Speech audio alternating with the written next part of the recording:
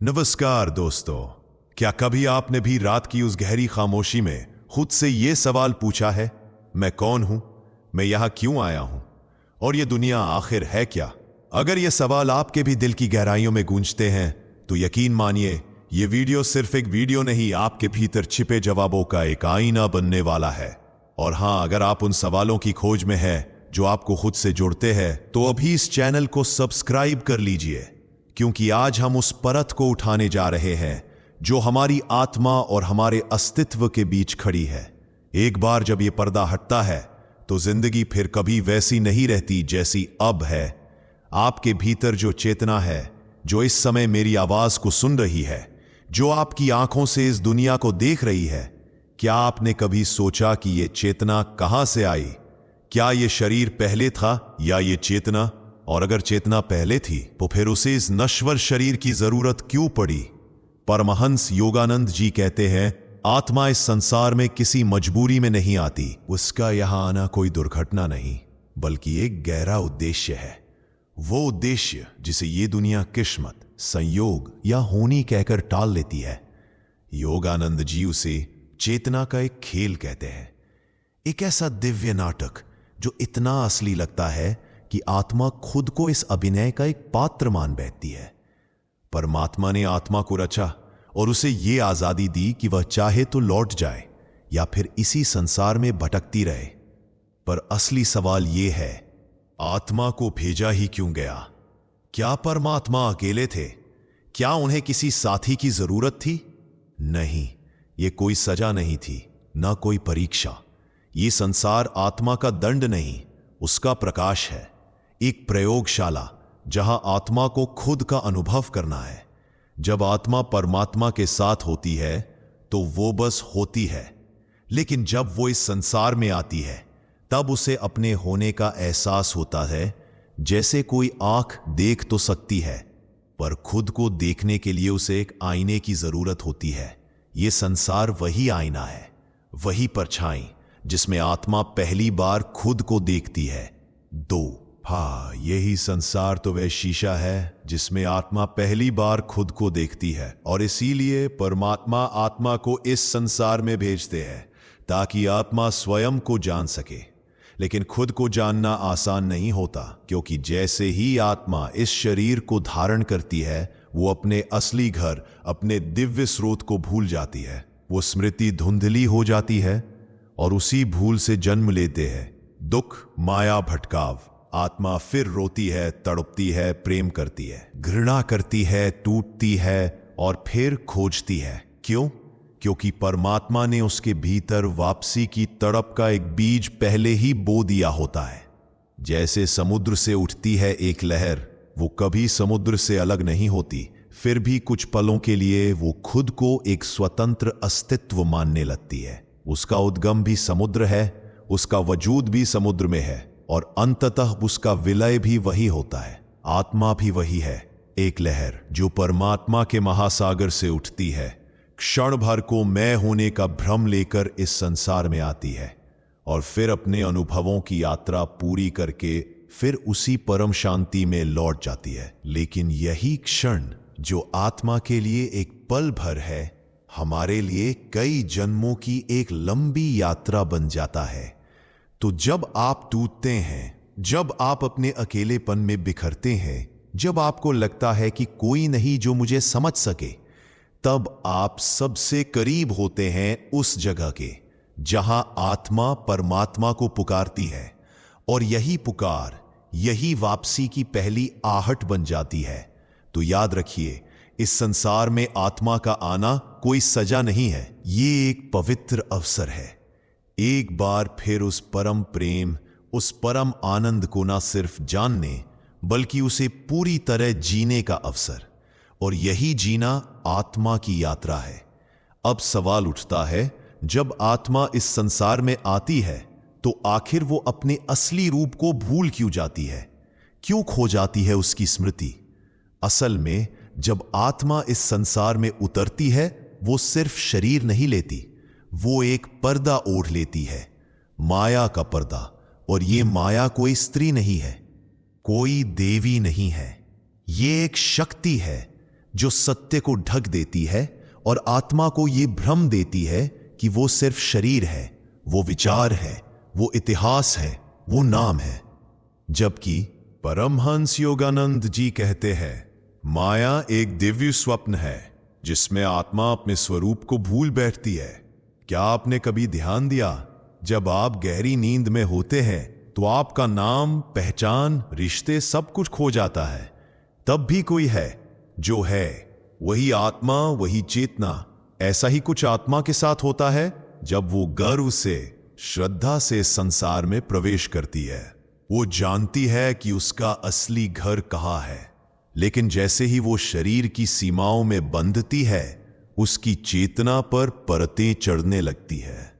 जैसे बादल सूरज को ढक लेते हैं, वैसे ही धीरे धीरे आत्मा ढक जाती है, इच्छाओं की धुंध से, डर की परछाइयों से, लालच और मोह की गाढ़ी परतों से। और ये ढकाव इतना धीमा, इतना सूक्ष्म होता है कि आत्मा को पता नहीं चलता कि वो अपने ही प्रकाश को भूल चुकी है। पर यह भूल कोई सजा नहीं है, ये उसी दिव्य यात्रा का हिस्सा है जिसमें आत्मा फिर से खुद को पहचानना चाहती है।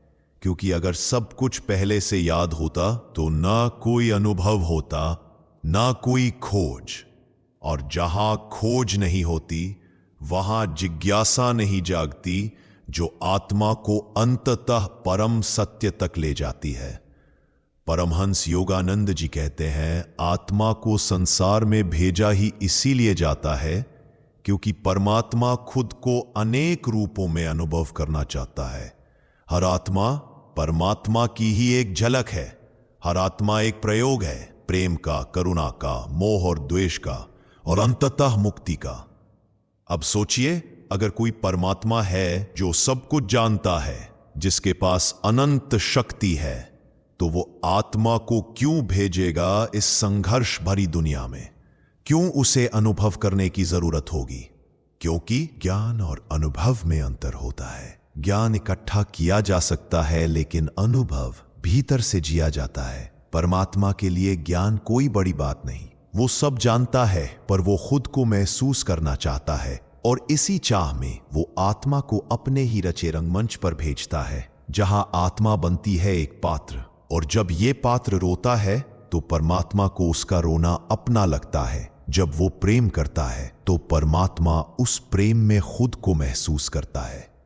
ये एक लीला है, एक दिव्य खेल, जहां आत्मा की हर धड़कन, हर आंसू, हर मुस्कान परमात्मा का स्व अनुभव बन जाती है।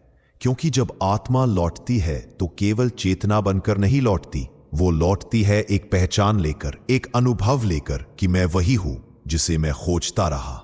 आप सोच सकते हैं, क्या ये सब सिर्फ एक भ्रम है? क्या ये दुनिया धोखा है? नहीं, ये कोई साधारण धोखा नहीं। ये वो धोखा है जिसमें सच्चाई की रोशनी छिपी है।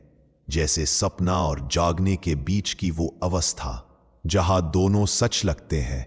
इस दुनिया को ही सब कुछ मान लेना, वही असली धोखा है। लेकिन आत्मा भूल जाती है, और यही भूल उसे बांध देती है कर्मों के जाल में। हर जन्म में कुछ ऐसा कर बैठती है जो उसे फिर उसी चक्र में धकेल देता है। फिर से सीखना, फिर से गिरना, फिर से उठना। यह भूल दुखद लग सकती है, पर यही दुख उस बीज को जन्म देता है जो आत्मा में जागरण की चाह जगाता है। कोई यूं ही ध्यान की ओर नहीं जाता, कोई यूं ही प्रार्थना में नहीं झुकता। जब तक आत्मा इस संसार से थक ना जाए, टूट ना जाए, तब तक उसे परमात्मा की याद नहीं आती। और यही थकावट, यही टूटन ही वह क्षण होती है जब आत्मा सबसे पहला सवाल पूछती है, मैं कौन हूं? मैं यहां क्यों हूं? और ये सवाल ही उसके भीतर की यात्रा की शुरुआत बनते हैं। लेकिन ये यात्रा आसान नहीं होती। क्यों? क्योंकि भूल ने केवल उसकी स्मृति नहीं छीनी। इस भूल का सबसे बड़ा असर यह होता है कि आत्मा खुद पर से विश्वास खो देती है। उसे लगने लगता है कि मैं कुछ नहीं कर सकता, मेरे पास ज्ञान नहीं है, मैं योगी नहीं बन सकता, मैं ध्यान नहीं कर सकता। लेकिन सुनिए, ये डर, ये संदेह, ये उस भूल के दिए हुए उपहार हैं जो आत्मा को उसके वास्तविक स्वरूप से दूर ले जाते हैं। और इसी भूल को तोड़ने के लिए ही सद्गुरु आते हैं, ध्यान आता है, प्रेम जागता है और वो भीतर की पुकार उठती है जो धीमे से पूछती है, क्या मैं यही हूं? जब यह सवाल भीतर गूंजता है तो समझ लीजिए आत्मा की नींद टूटने लगी है। वो चिंगारी जो बुझ चुकी थी अब फिर से दहकने लगी है। अब आत्मा का मार्ग मुक्ति की ओर मुड़ रहा है। जैसे जैसे आत्मा भीतर उतरती है, जैसे जैसे वो अपने ऊपर चढ़ी परतों को हटाती है, वो फिर से उस दिव्यता की ओर बढ़ने लगती है जहां से वो आई थी।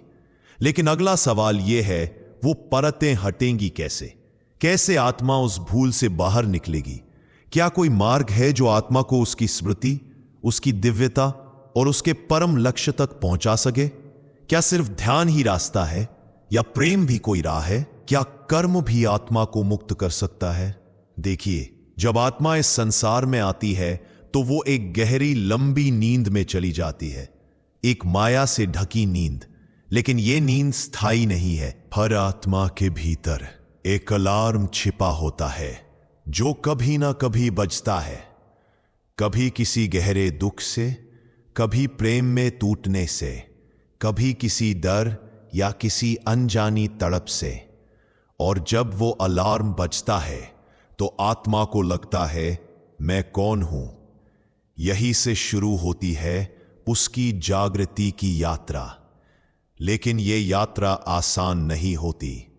ये एक ऐसी चढ़ाई है जहां ना रास्ता दिखता है, ना कोई नक्शा होता है। तब आत्मा को जरूरत होती है एक दीपक की, एक सहारे की, एक मार्गदर्शक की। यहीं से प्रकट होते हैं साधन। परमहंस योगानंद जी कहते हैं, ईश्वर तक पहुंचने का सबसे शुद्ध मार्ग है ध्यान। ध्यान क्या है? ध्यान वह आंतरिक पुल है जो आत्मा को उसके बाहरी अस्तित्व से उठाकर फिर से उसके असली केंद्र की ओर ले जाता है। जब आप ध्यान में बैठते हैं तो आप शरीर नहीं होते, विचार नहीं होते, भावनाएं नहीं होते। आप होते हैं एक साक्षी, एक शांत दृष्टा जो बस श्वास को आते जाते देख रहा होता है, मन को भटकते हुए और धीरे धीरे सभी आवाजों के योगानंद जी ने ध्यान के लिए क्रिया योग को चुना, एक ऐसा वैज्ञानिक और दिव्य तरीका जिसमें श्वास के माध्यम से चेतना को भीतर की ऊंचाइयों तक ले जाया जा सकता है। लेकिन ध्यान ही एकमात्र मार्ग नहीं है। जो प्रेम से भर जाते हैं उनके लिए भक्ति ही ध्यान बन जाती है। राधा को देखिए, मीराबाई को देखिए, उन्होंने कोई विधि नहीं अपनाई, ना कोई मंत्र, ना कोई विधिवत ध्यान। उन्होंने तो बस कृष्ण को पुकारा, इतने प्रेम से पुकारा कि आत्मा के सारे पर्दे जल उठे। प्रेम वो आग है जो माया की परतों को भस्म कर देती है और कभी कभी कर्म ही राह बनता है। एक मां जब अपने बच्चों की सेवा में लीन होती है तो उसका मैं घुल जाता है। एक साधक जब मंदिर की सफाई में समर्पित होता है तो उसका अहंकार पिघल जाता है। जहां मैं मिटता है वही आत्मा जागती है। यही कारण है कि योगानंद जी ने कर्म योग, भक्ति योग और ज्ञान योग तीनों को संतुलन में अपनाया। उनके अनुसार जब ध्यान से अंतर्मन जागता है, प्रेम से हृदय पिघलता है और सेवा से अहंकार टूटता है तब। लेकिन साधना का मार्ग आसान नहीं होता। जैसे ही आत्मा ध्यान में बैठती है, मन शोर मचाता है, विचार आते हैं। जब साधना शुरू होती है तो मन धीरे धीरे बौखलाने लगता है। वो कहता है, ये सब व्यर्थ है, समय बर्बाद हो रहा है, कुछ महसूस नहीं हो रहा। और फिर वो आत्मा को खींचकर फिर उसी पुरानी मीठी नींद में लौटाना चाहता है। एक बार फिर माया की गहरी नींद। यहीं पर साधना की सबसे बड़ी परीक्षा आती है, धैर्य और लगातार अभ्यास। योगानंद जी कहते थे, पहले दिन कुछ नहीं होता, दूसरे दिन भी नहीं, लेकिन 100वें दिन जब मन थक जाता है तो आत्मा का सूरज उगने लगता है। और जब वो सूरज उगता है तो आत्मा धीरे धीरे फिर से खुद को पहचानने लगती है।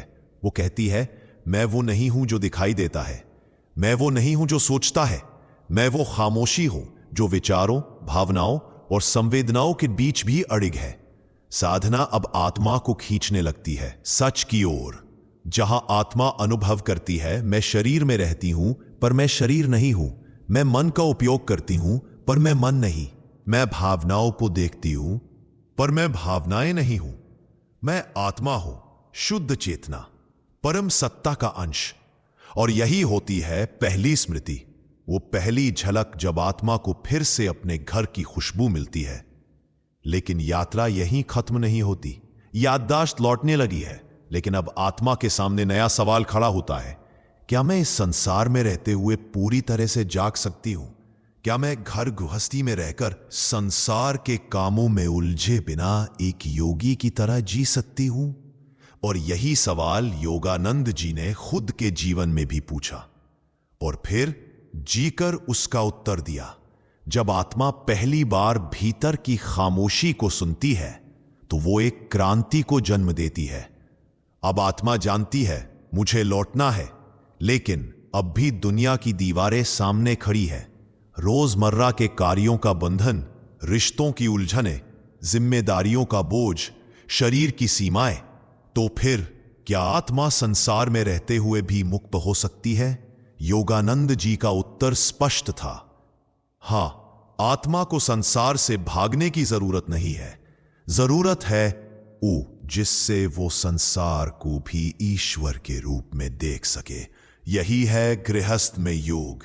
योग कोई स्थिति नहीं कि जहां तुम जंगल चले जाओ, बल्कि वो दशा है जहां तुम बाजार में रहकर भी भीतर समाधि में होते हो। परमहंस योगानंद जी ने सन्यास को कपड़ों के त्याग से नहीं बल्कि अहंकार के त्याग से परिभाषित किया। उन्होंने कहा, त्याग बाहर नहीं भीतर होता है। और यही कारण है कि वे पश्चिम की चकाचौंध, लालच और भोग से भरे संसार में रहते हुए भी अपने भीतर ध्यान का दीपक जलाते रहे। न्यूयॉर्क की सड़कों पर चलते हुए भी उनकी आत्मा भीतर ध्यान की आग में डूबी रहती थी। क्यों? क्योंकि जब आत्मा जाग जाती है तो वो स्थान की मोहताज नहीं रहती।